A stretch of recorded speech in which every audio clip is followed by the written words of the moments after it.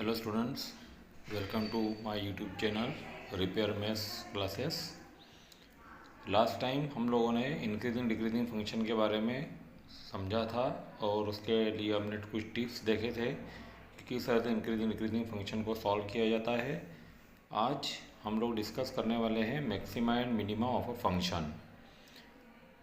कोई भी फंक्शन जो हमारे पास में होता है वो अपने डोमेन में अपने एक्स की वैल्यू के ऊपर मिनिमम और मैक्सिमम वैल्यू रखता है। मतलब जब भी हम किसी फंक्शन का ग्राफ प्लॉट करते हैं तो वो ग्राफ जो है क्या होता है, स्लोली स्लोली इंक्रीज होकर अपने मैक्सिमम वैल्यू तक जाता है और उसके बाद फिर डिक्रीज होना स्टार्ट हो जाता है।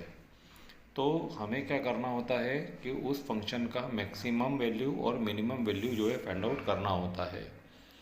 लेकिन इसमें दो चीज़ों का ध्यान रखना है कि एक होता है एब्सोल्यूट मैक्सिमम और एक होता है एब्सोल्यूट मिनिमम।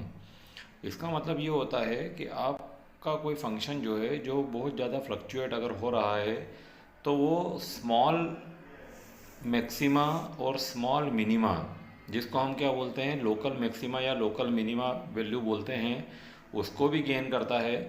लेकिन उन सब लोकल मैक्सिमा और लोकल मिनिमा से भी बड़ी वैल्यू जो होती है और छोटी वैल्यू जो होती है वो आपका एब्सोल्यूट मैक्सिमा और एब्सोल्यूट मिनिमा वैल्यू कहलाती है।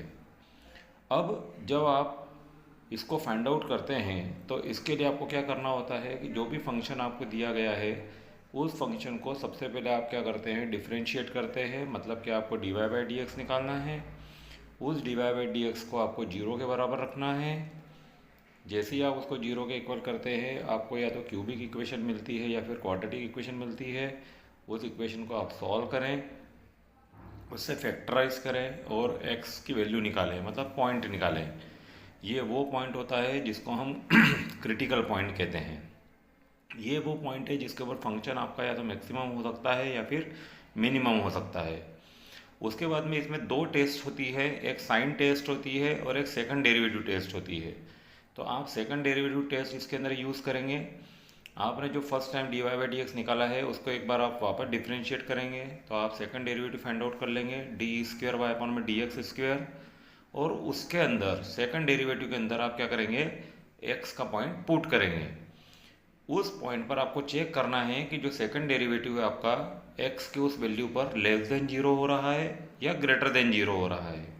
अगर वो लेस देन जीरो होता है तो आपका फंक्शन मैक्सिमा होता है, और अगर वो लेस देन जीरो होता है